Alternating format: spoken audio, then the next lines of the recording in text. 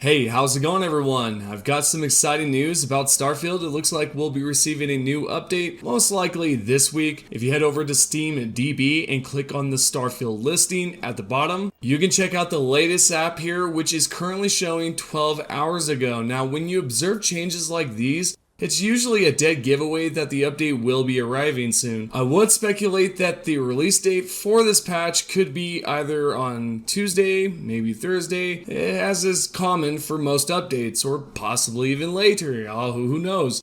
But next, if you take a look at the image on the screen, you'll notice some text at the bottom, specifically on the left, stating 4th star and a 5-star slot.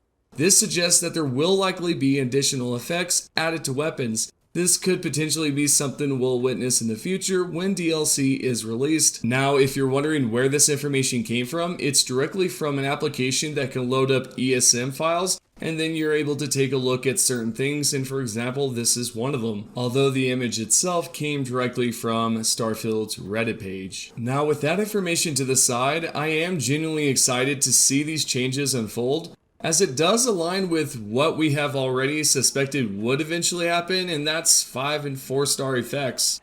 We have seen this previously in Fallout 76, so to see something like this in Starfield seems quite predictable. And I mean that in the most positive way possible, because I actually love the idea of more power.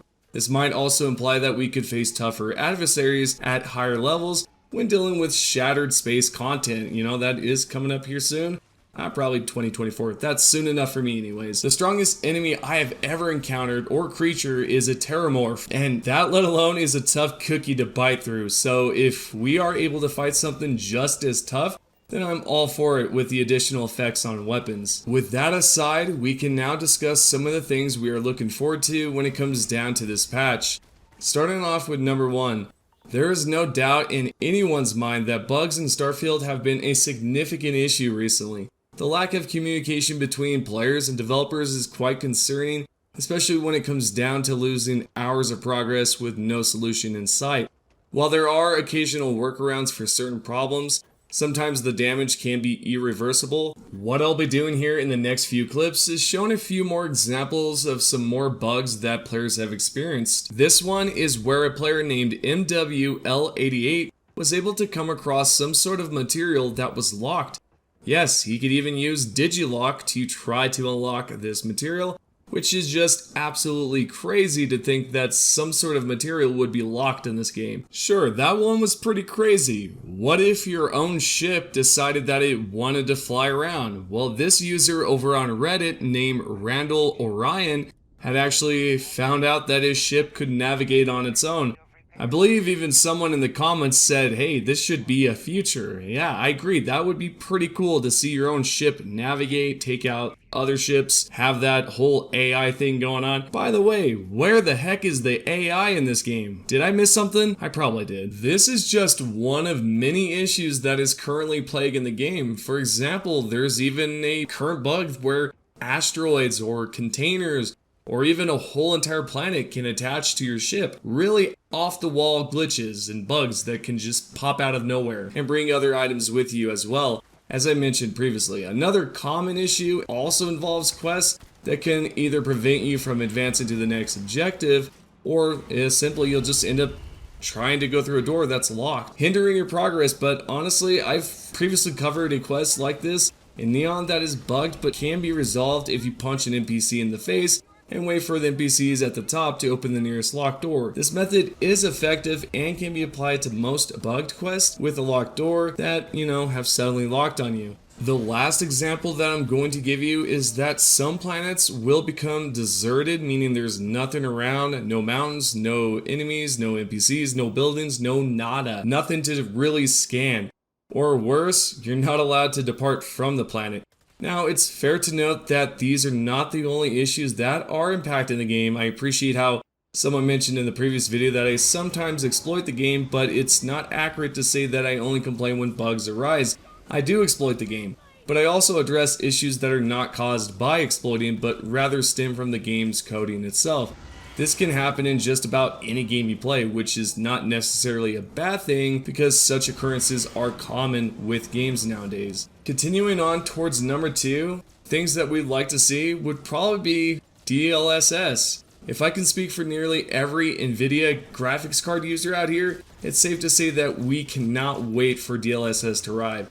The game runs great, but there is more potential for it to perform even better on most PCs. This is something I anticipated at launch but ended up without DLSS. The first hotfix they released, they noted that they were working closely with each company to improve performance. If you take a look here, you can see, quote, "We're also working closely with NVIDIA, AMD, and Intel on driver support, and each update will include new stability and performance improvements." This is great to hear because this way the game will run smoothly and some of those bugs will be fixed as well, which is what we all would like. Number 3, the most critical aspect would be glitching. The first blow came when the crates or containers underneath the map were completely removed. Some of you expressed your opinions on this channel, stating your disbelief that they would actually prioritize patching glitches before addressing anything else, and I couldn't agree more. I personally thought that there would be more time to exploit certain aspects of the game, but it seems the developers have other priorities in mind. So when it comes down to updating the game, my suggestion is somewhat contradictory because initially you may not want to update if you are still benefiting from the exploits, but eventually you should consider updating to fix the game's current bugs. Previously in the past, I have suggested that you guys do avoid updating the game until you know exactly what has been fixed, although I still believe that, but this time I would say that it's completely different considering how many bugs and issues are still going on within the game. So I would definitely recommend that you guys do download the patch, but also be considerate so that you know what has been patched if it comes down to those glitches or exploits. So far we can only expect that there will be DLSS, there will be some bugs fixed, but when it comes down to these glitches, it's kind of up in the air at this point, like we really do not know what's going to happen.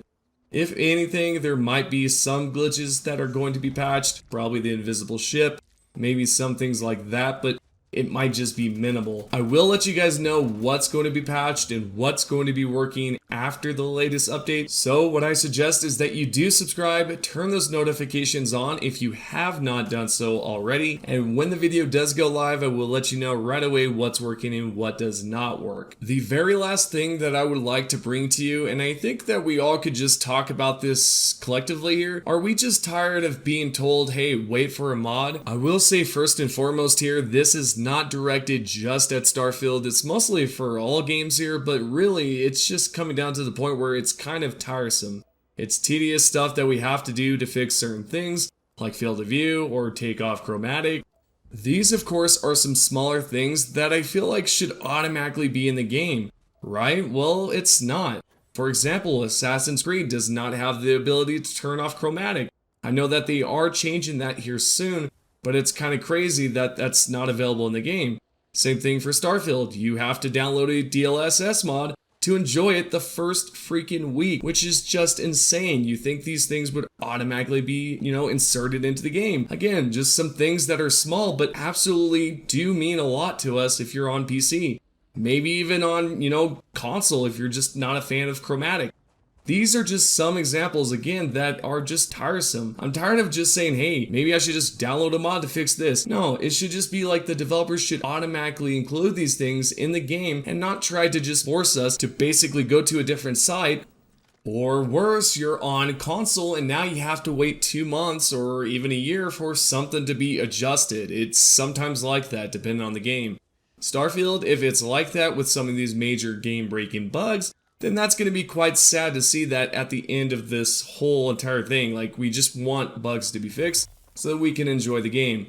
I think the whole idea of just download a mod to fix your problems is just becoming a bit too ridiculous now. I won't lie, sometimes it feels like the developers are kind of pressing that on. Like, hey, if we mess something up, there's always going to be some sort of modder out there that will fix it. Of course, they may not even feel that way. They might not even think that way. But honestly, from a different perspective, it just kind of seems that way. Hopefully, they have kept their ears open and they are listening to the player feedback. If not, then everything else is just going to go down the hill. Now, if you guys have watched my previous video, I even talk about this trend that's going on where pretty much everybody's just hating on the game. It's not that the game is terrible, it's just because of the bugs. That's something to just really take note of. It's not that anybody really hates the game. Of course, if you're a PlayStation fan, then you're probably not going to be too appreciative over this game, but overall, the game is pretty solid. It's fun. It's just riddled with bugs right now. Anyways, I hope that you guys have enjoyed the video. If you have any questions, please comment down below. I will be replying back within the first hour or two. And most importantly, thank you guys always